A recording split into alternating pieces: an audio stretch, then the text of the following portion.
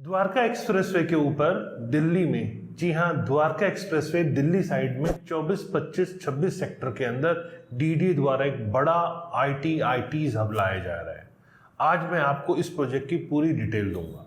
आज मैं आपको बताऊंगा कि कौन कौन सी नियर बाय डेवलपमेंट्स हैं, क्या गवर्नमेंट की उस एरिया को लेकर प्लानिंग है, प्रोजेक्ट की लोकेशन क्या है, प्रोजेक्ट के क्या क्या और कंपोनेंट्स हैं, ऑब्जेक्टिव क्या है, डीडीए ने क्या स्टडी की, कैसे रियल एस्टेट मार्केट को स्टडी किया प्रोजेक्ट को बनाने से पहले, किस तरह से ट्रांसपोर्टेशन और पार्किंग होने वाली है। साथ में ये आपको बताऊंगा कि डीडीए ने किस तरह से फाइनेंशियल वायबिलिटी को यहाँ सर्वे किया और फ्यूचर स्कोप क्या है, किस तरह से ये आप हम सब के लिए फायदे का सौदा है। तो वीडियो में कहीं मत जाइएगा, ये खबर आपके काम की है। द्वारका एक्सप्रेसवे पे इतनी बड़ी डेवलपमेंट अपने आप में बहुत इंपॉर्टेंट है। दिल्ली साइड में ये डेवलपमेंट जरूर है क्योंकि ये द्वारका का पार्ट है, लेकिन द्वारका एक्सप्रेसवे पे लगता है और जिस लोकेशन पे ये डेवलपमेंट हो रही है वो दिल्ली हरियाणा के बॉर्डर के बिल्कुल पास है। जी हाँ, आईआईसीसी के ठीक ऑपोजिट है। तो आज मैं इस वीडियो में इस पूरी डिटेल के बारे में आपको बताने वाला हूँ। वीडियो में कहीं मत जाइएगा, लास्ट तक बने रहेगा क्योंकि इन्फॉर्मेशन आपके काम की है। और अगर इन्फॉर्मेशन अच्छी लगे तो आप इसे शेयर करना बिल्कुल ना भूलें। और वीडियो में अगर आप नए हैं, आप पहली बार आ रहे हैं, तो इस चैनल को सब्सक्राइब कर लीजिए क्योंकि यहाँ आपके मतलब की ऐसी बहुत सारी इन्फॉर्मेशन फर्दर फ्यूचर में आने वाली है। तो चलिए अब वीडियो को शुरू करते हैं। नमस्कार, मैं हूं Pradeep Mishra. The property Mishra show में आपका स्वागत है। यहाँ हम आपको प्रॉपर्टी और प्रॉपर्टी मार्केट की हकीकत बताते हैं। नो बकवास, डायरेक्ट काम की बात। चलिए शुरू करते हैं। किसी भी एरिया का अर्बन एरिया उस एरिया की हार्ट बीट होता है, इकोनॉमिक ग्रोथ और प्रॉस्पेरिटी को लेकर आता है। इसके अंदर hub of commerce, recreation, socio culture activities, driving development, progress, ये सारे इंपॉर्टेंट फैक्टर्स होते हैं। तो इसको अचीव करने के लिए डीडीए ने एक एरिया ईएमआर किया है जहां उसे लगता है कि ये एम्बिशियस एरिया है, यहाँ से प्रोग्रेस की जर्नी शुरू हो सकती है। बड़ा एरिया एक्सप्रेसवे द्वारका के लिए इम्पॉर्टेंट है ये। तो उसी हॉलिस्टिक विजन को देखते हुए, डेवलपमेंट को देखते हुए यहाँ अब साइबर हब की तरह एक बहुत बड़ा एरिया लाया जा रहा है। ये एरिया जैसा आप गुड़गांव का साइबर हब देखते हैं, उसी तरह का ये एरिया, बड़ा एरिया डेवलप होने वाला है। इसके ठीक साथ में यशोभूमि, जो अभी आईआईसीसी का नाम अब यशोभूमि रखा गया, उसको अब इनॉग्रेट किया गया है। और उसके ठीक सामने और सेक्टर 24, 25, 26 में ये एरिया है जहां पर ये आने वाला है। तो ओवरऑल प्रोजेक्ट का ओवरव्यू क्या है ये समझते हैं। एरिया में लाया जाएगा तो इसका जो गोल था उसको एस्टैब्लिश करने के लिए, क्योंकि अर्बन मॉडल एक तरह से बनाना है, ये मिक्स लैंड यूज इसके अंदर होगी, तो इसको एस्टैब्लिश करने के लिए गवर्नमेंट ने इस एरिया को चुना। इस हब के अंदर मल्टी सेक्टोरियल फैसिलिटीज हैं। इसको specially self contained, self sustainable complex बनाने की तैयारी की डीडीए ने। अब समझते हैं आसपास के एरिया की डेवलपमेंट्स क्या है। जहां पर ये प्रोजेक्ट आ रहा है उसके पास में द्वारका के अंदर बहुत सारी डेवलपमेंट्स हुई हैं।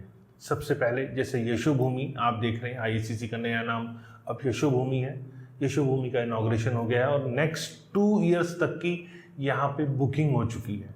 मतलब कितना क्राउड यहाँ आने वाला है, कितने बड़ी एग्जीबिशंस यहाँ होने वाली हैं, कॉन्फ्रेंसेस यहाँ होने वाला है। तो कॉन्फ्रेंस टूरिज्म को यहाँ अब बहुत बढ़ावा मिलने वाला है। सबसे ज़्यादा होटल्स की एबिलिटी, रेजिडेंशियल एरिया आसपास, इन सब चीज़ों के कारण यशोभूमि को बहुत बेनिफिट मिलने वाला है। फिर द्वारका के अंदर भारत वन्ना पार्क, 159 एकड़ का golf course, diplomatic enclave, Bijwasan railway station को, जैसे आनंद विहार रेलवे स्टेशन को रेनोवेट किया गया है, वैसे ही बड़े लेवल पे अब रीडेवलप किया जा रहा है बिजवासन रेलवे स्टेशन को। काम ऑलरेडी चल रहा है। यहाँ हाई स्पीड और रेगुलर मेट्रो दोनों, पहले सेक्टर 21 तक थी, अब हाई स्पीड मेट्रो को आईआईसीसी तक, मतलब यशोभूमि तक की कनेक्टिविटी दे दी गई है। तो वो अब द्वारका एक्सप्रेसवे को मैं ये कह सकता हूँ कि मेट्रो की कनेक्टिविटी मिल चुकी है। द्वारका एक्सप्रेसवे अपने आप में एक बड़ी डेवलपमेंट है। UER2 ये इतनी बड़ी डेवलपमेंट है कि इससे लगती हुई बहादुरगढ़ और सोनीपत तक को कनेक्टिविटी यहाँ एयरपोर्ट से अब अच्छी मिल रही है। और UER2 पे चढ़ने के बाद, जब आप पानीपत से चढ़ते हैं आते हैं, तो UER2 पे चढ़ने के बाद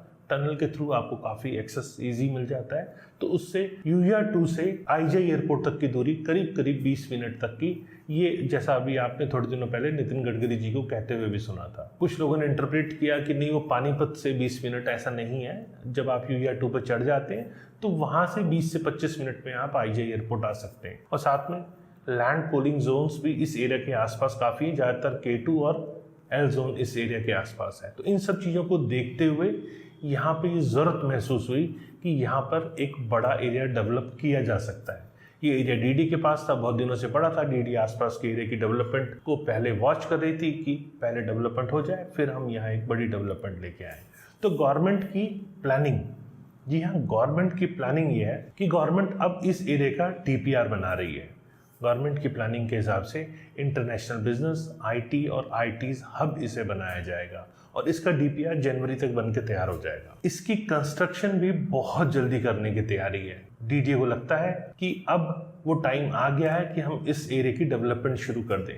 इस एरिया की डेवलपमेंट के अंदर ये जो प्रोजेक्ट एग्जीक्यूशन होगा, इसके अंदर पब्लिक प्राइवेट पार्टनरशिप मॉडल लाया जाएगा और यहाँ रेजिडेंशियल और कमर्शियल स्पेसेस का मिक्स होगा, क्योंकि डीडीए का ये मानना है वॉक टू वर्क कंसेप्ट के ऊपर यहाँ काम किया जाए। अब बात करते हैं एग्जैक्ट लोकेशन क्या है। लोकेशन की बात करें, जैसे मैंने बताया, सेक्टर 24, 25, 26 ऑफ द्वारका, जिसे पहले बप्पन कला कहा जाता था। जब तक कनेक्टिविटी नहीं थी तब तक द्वारका वर्स्ट एरिया माना जाता था, एक आइसोलेटेड आइलैंड माना जाता था।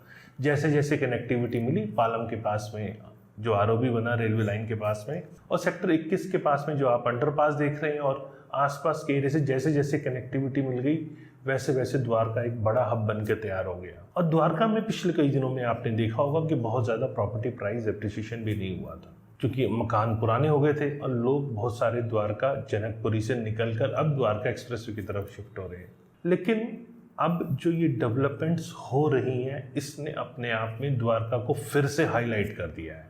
जी हाँ, अब द्वारका फिर से बाउंस बैक मार रहा है, प्राइस एप्रिसिएशन फिर देखने को मिल रहे हैं। तो यहाँ पर आज की स्थिति की अगर हम बात करें तो ये जो मेजर डेवलपमेंट है, ये अपने आप में इतनी बड़ी डेवलपमेंट है जो आपके साइबर सिटी गुरुग्राम का है उसको टक्कर दे सकती है। आईजे एयरपोर्ट के बिल्कुल पास में, या बड़ी बड़ी ऑर्गेनाइजेशंस जो फॉर्च्यून 500 कंपनीज इंडिया में बिजनेस करना चाहती है, उसमें ऑलमोस्ट 250 कंपनीज ने गुरुग्राम में अपना ऑफिस खोला हुआ है। तो उनको अगर ऐसी लोकेशन मिलती है तो वो जरूर इस तरफ अट्रैक्ट होंगे। वैसे एरो सिटी 2 ऑलरेडी बना हुआ है, वहाँ होटल्स ज़्यादा है, लेकिन जैसे यशोभूमि बना अभी फेज़ 1 और फेज़ 2 जो बनना है, इसमें बहुत सारे पीपीपी मॉडल या ऑक्शन मॉडल के अंदर बहुत सारे अभी ऑप्शंस आने वाले हैं। टाइम टू टाइम जैसे जैसे डेवलपमेंट होगी, ये सभी मैं बताता रहूँगा। मतलब अब फेज़ 2 की बारी आ गई है। फेज़ 1 रेडी यशोभूमि का हो चुका है और ये इतनी बड़ी डेवलपमेंट फेज़ 2 में हो रही है कि ये एक्सप्रेसवे पे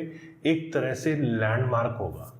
जी हाँ, गुरुग्राम में घुसने से पहले ही यशोभूमि और उसके साथ में डीडीए का एक वाइब्रेंट आईटी हब बन रहा है। और यशोभूमि का भी जो फेज़ 2 है, वो अपने आप में बहुत सारे ऐसे प्रोविजंस लेकर आ रहा है। तो यहाँ आपको आने वाले टाइम में बहुत ऊंची ऊंची बड़ी बड़ी बिल्डिंग्स दिखने वाली है। वैसे ऐसी ही एक डेवलपमेंट ग्लोबल सिटी के नाम से हरियाणा गवर्नमेंट भी लेकर आ रही है। जैसे मैंने पहले भी आपको इसके बारे में बताया, अगर आपने नहीं देखा तो आप नीचे डिस्क्रिप्शन में उसका लिंक दे रहा हूँ मैं, आप उस डेवलपमेंट को भी ज़रूर देखिएगा। करीब 1002 एकड़ में वो डेवलपमेंट है। और अगर आपने यशोभूमि की डेवलपमेंट के बारे में नहीं देखा है, तो मैंने पहले भी एक्सप्लेन किया है यशोभूमि को, तो आप यशोभूमि की सारी डेवलपमेंट भी देख सकते हैं, उसका डिस्क्रिप्शन में भी मैं लिंक दे रहा हूँ। अब बात करते हैं कि ये जो प्राइम लोकेशन है, जैसे मैंने बताया आईएसीसी यशोभूमि के ठीक ऑपोजिट है।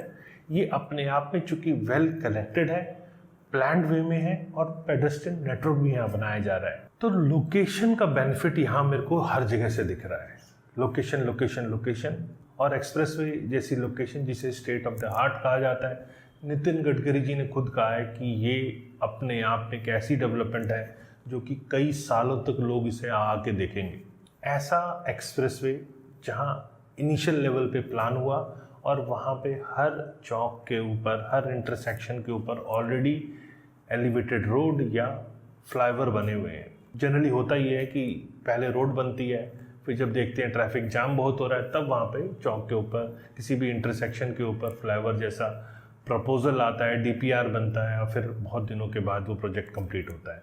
लेकिन ऐसा नहीं है, एक्सप्रेसवे के ऊपर वो सारी चीज़ें डे फर्स्ट प्लानिंग की गई। तो एनएचएआई ने नेक्स्ट 50 to 60 ईयर्स के आसपास की प्लानिंग ट्रैफिक को देखते हुए कर ली है। तो ये वो लोकेशन है और इस लोकेशन के एडवांटेजेस इस आईटी हब को मिलेंगे और आईटी हब के एडवांटेजेस अब द्वारका एक्सप्रेसवे के लोगों को मिलेगा। लोग बहुत सारे कहते हैं कि यार ये लोकेशन तो है अच्छी, सब ठीक है, लेकिन यहाँ ऑफिस के लिए अभी भी बहुत दूर जाना पड़ता है। तो गुरुग्राम में साइबर सिटी या सेक्टर 45, 46 की लोकेशन, सोना रोड जैसे ऐसी लोकेशंस में जहाँ ज़्यादातर लोगों ने अपने ऑफिस खोले हैं। लेकिन अगर वो दिल्ली में द्वारका एक्सप्रेसवे की कनेक्टिविटी के साथ, जिसको UER2 की कनेक्टिविटी भी मिल रही है, तो उससे बहादुरगढ़ और पानीपत भी आसान है और दिल्ली के बाकी एरियाज भी इजीली वेल कनेक्टेड हो जाते हैं। तो वो कनेक्टिविटी अब इस एरिया को मिल रही है और ये गुरुग्राम के लिए, जैसा मैंने बताया, बहुत फायदे का सौदा है। अब समझते हैं प्रोजेक्ट कंपोनेंट्स क्या क्या है। जैसे मैंने बताया कि ये टोटल एरिया 202.52 एकड़ का है। अभी ये वैकेंट एरिया है, जिसे अगर हम हेक्टेयर में बात करें तो 81.97 हेक्टेयर है। और ये आइडेंटिफाई किया गया है डेवलपमेंट के लिए। जो शुरू में इसका इनिशियल प्लान बना था वो था 4.0 हेक्टेयर होटल कॉम्प्लेक्स के लिए और 7.69 हेक्टेयर यहाँ कमर्शियल स्पेस के लिए रखा गया था। ये साइट सी थी। पहले जो मैंने बताया वो ए और बी साइट के बारे में बताया। फिर साइट डी 18.48 हेक्टेयर जो कि एक एडिशनल कमर्शियल जोन के लिए रखा गया था और साथ में 37.72 हेक्टेयर इंटीग्रेटेड फ्रेट कॉम्प्लेक्स के लिए रखा गया था। लेकिन अब DDA हिसाब से DPR तैयार कर रही है। पॉसिबिलिटी है कि इसे पूरा IT हब बना दिया जाए। ये इंटरनेशनल बिजनेस के पॉइंट ऑफ व्यू से एक बड़ा हब बनाने की DDA की तैयारी है। तो जैसे जैसे यहाँ ऑप्शंस होंगे या PPP मॉडल पे इसको किया जाएगा, तो वैसे वैसे जब ये एरिया डेवलप होगा तो इसका एक इम्पैक्ट अलग ही द्वारका एक्सप्रेसवे पे आने वाला है। और खासकर सिर्फ द्वारका एक्सप्रेसवे ही नहीं, ये द्वारका के लिए भी बहुत बेनिफिशियल है। द्वारका के अंदर जैसा मैंने बताया बहुत सारी डेवलपमेंट्स अभी पाइपलाइन में है, फाइनल स्टेज के ऊपर है। जैसे गोल्फ कोर्स हुआ, डिप्लोमेटिक इनक्लेव हुआ, UER2 अब खुलने की स्टेज पर है, यशोभूमि अब खुला है। तो ऐसी कई डेवलपमेंट्स अब फाइनल शेप ले रही हैं। भारत वंदना पार्क, इसमें भी काफ़ी डेवलपमेंट हो रही है। तो ये जैसे जैसे फाइनल शेप लेती जा रही है तो वैसे वैसे लोग नए एरियाज जैसे गुरुग्राम की तरफ बहुत अट्रैक्ट हो रहे हैं। लेकिन द्वारका भी अब कम एरिया नहीं है, उस एरिया को भी अब अच्छा खासा बेनिफिट यहाँ मिलता दिख रहा है। मेन ऑब्जेक्टिव क्या था? जो मेन ऑब्जेक्टिव है इसका कि एक कॉम्प्रिहेंसिव प्लान हो जहाँ international business, ITs commercial hub बन के सामने आए और ये इंफ्रास्ट्रक्चर ये इंश्योर करे कि यहाँ एसेंशियल सर्विसेज जहाँ जो भी हैं वो विद इन वॉकिंग डिस्टेंस हो और वॉकेबल नेबरहुड हो। मतलब अगर आप ये पास में रह रहे हैं तो आपका ऑफिस भी पास में हो। तो रेजिडेंशियल कमर्शियल का जब मिक्स बनता है तो आपको ट्रैवल टाइम बहुत नहीं लगता, तो उससे पॉल्यूशन भी कहीं हद तक कंट्रोल वे में होता है। तो वॉक टू वर्क कल्चर को प्रमोट करने के लिए इस टाइप के अब नए अर्बन कॉम्प्लेक्सेस बन रहे हैं। तो ऐसे में अगर सीमलेस कनेक्टिविटी और प्रॉपर एक्सेस, अनइंटरप्टेड एक्सेस अगर मिले तो इन एरियाज में वाकई में मैं कहूँगा कि व्हील लग जाते हैं और डेवलपमेंट का स्कोप यहाँ बहुत नज़र आता है। अब समझते हैं DDA ने क्या स्टडी की, किस तरह से रियल एस्टेट मार्केट को स्टडी किया इस प्रोजेक्ट को लाने से पहले। जैसा DDA ने कॉम्प्रेसिव स्टडी करी और स्टडी के अंदर DDA ने पाया कि ये area TOD transit oriented development, चूँकि एक्सप्रेसवे निकल रहा है, UER2 है, यहाँ पर मेट्रो की लाइन है, तो जहाँ जहाँ ऐसी बड़ी डेवलपमेंट्स होती है तो वहाँ पर additional FAR government land owner को देती है। या कोई प्रोजेक्ट अगर ऑक्शन में निकाल रही है तो वो TOD zone, transit oriented development के तहत वहाँ पे वो प्रोजेक्ट निकाला जाता है एडिशनल FAR के साथ। तो जिसके पास वो प्रॉपर्टी आती है, भले ही वो ऑक्शन में ही क्यों ना हो, तो उसे एडिशनल एरिया बनाने की परमिशन भी होती है। तो अथॉरिटीज़ को रेवेन्यू भी जनरेट होता है, चाहे वो ऑक्शन से हो या फिर वो एडिशनल FAR की परमिशन की फीस से हो। तो यहाँ अथॉरिटी को भी इनकम होती है। तो लोकेशन अच्छी थी क्योंकि DDA के पास थी और DDA अब इसको TOD की स्टडी करके ला रहा है। DDA ने एनालाइज किया कि ये प्राइम लोकेशन क्यों है। जी हाँ, ये प्राइम लोकेशन इसीलिए है क्योंकि ECC, UER2, land pooling zone, TOD zone, international airport पास में है, रेलवे पैसेंजर टर्मिनल जो कि बिजवासन है ये बिल्कुल पास में है, द्वारका एक्सप्रेसवे के ऊपर लोकेटेड है और ऐसे बहुत सारे सिग्निफिकेंट प्रोजेक्ट हैं जो इसके आसपास है। इसको DDA ने स्टडी किया, इसकी वायबिलिटी को DDA ने स्टडी किया और उसी हिसाब से इसका layout plan, street design, barrier free environment regulation, ये सब चीज़ें डिज़ाइन की। DDA ने पाया कि इस एरिया का प्रोफाइल जो है अपने आप में बहुत बेटर है। इसको अच्छी कनेक्टिविटी और रीसेंट डेवलपमेंट का बेनिफिट अगर राइट टाइम पे इसे लॉन्च करते हैं तो मिल सकता है।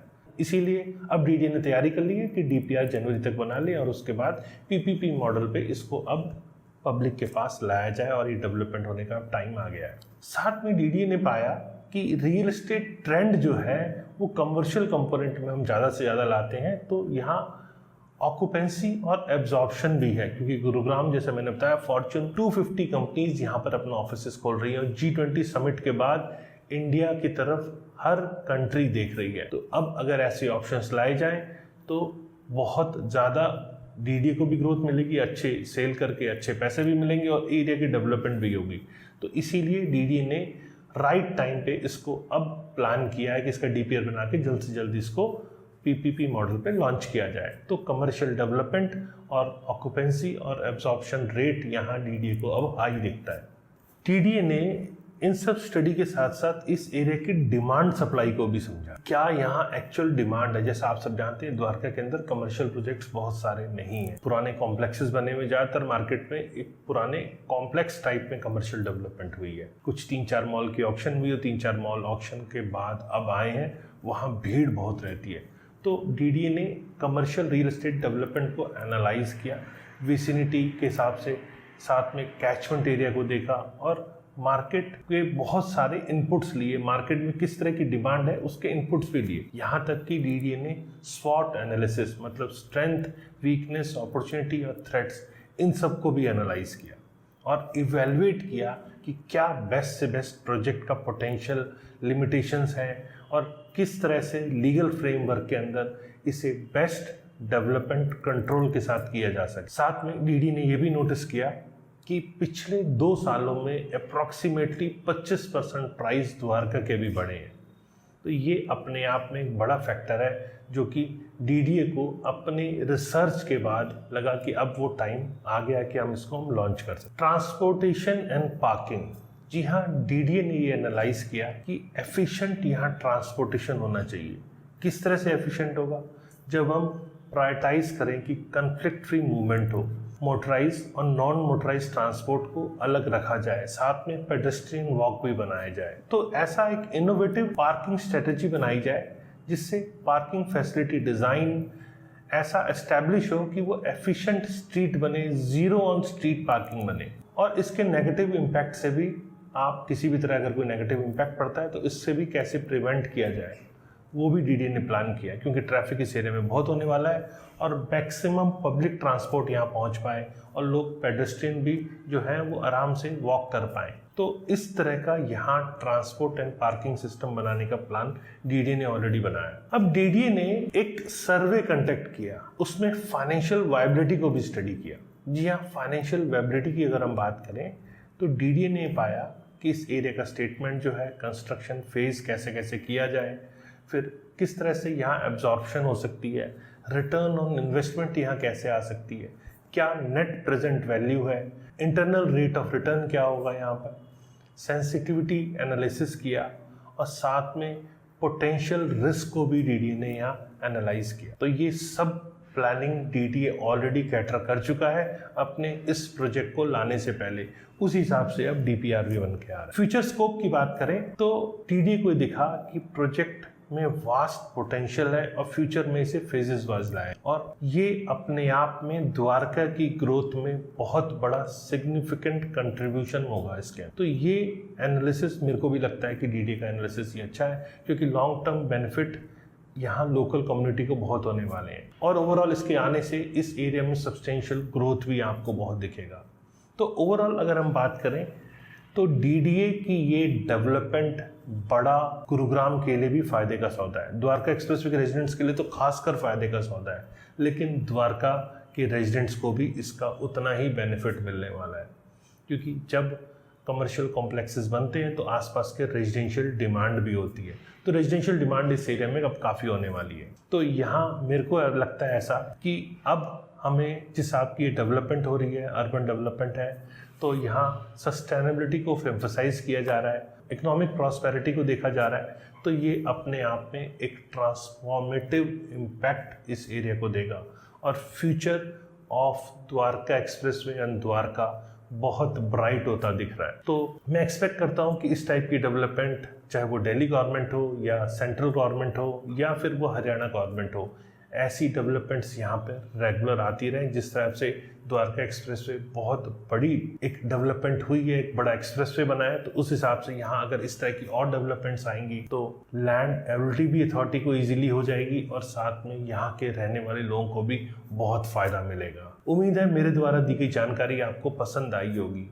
अगर जानकारी पसंद आई तो लाइक कीजिए, कमेंट करके बताइए जानकारी आपको कैसी लगी और ज़्यादा से ज़्यादा लोगों को शेयर कीजिए, क्योंकि ये बड़ी डेवलपमेंट मैक्सिमम लोगों तक पहुंचनी चाहिए। उनको पता होना चाहिए कि उनके एरिया में क्या बड़ी ग्रोथ होने वाली है। और फ्यूचर में और रेगुलर ऐसे इन्फॉर्मेटिव वीडियोस देखने के लिए मुझे सब्सक्राइब करें। नमस्कार, जय हिंद।